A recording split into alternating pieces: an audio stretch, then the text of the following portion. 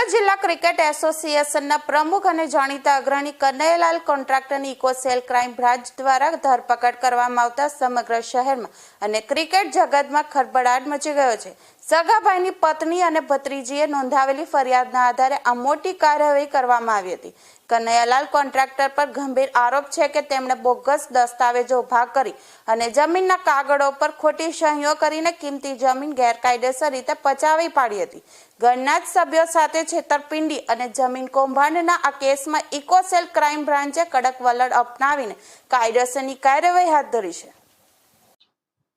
એક ગુનો economic offences વિંગમાં દાખલ કરવામાં આવ્યો હતો 24મી ઓક્ટોબર 2024ના રોજ.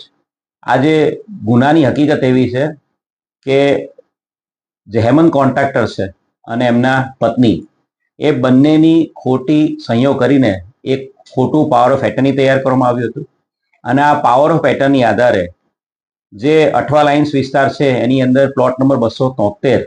એની અંદર જે RDS હાઉસ નામનું જે બિલ્ડિંગ છે એની ઉપર મોર્ગેજ લોન લેવામાં આવી હતી અને લોન કનૈયાલાલ કોન્ટ્રાક્ટર લીધી હતી અને આ લોન લેવા માટે જે દસ્તાવેજ આપવામાં આવ્યા હતા એ આ ફોર્જ પાવર ઓફ એટર્ની આપવામાં આવેલી હતી અને એના આધારે 2,92,00,000ની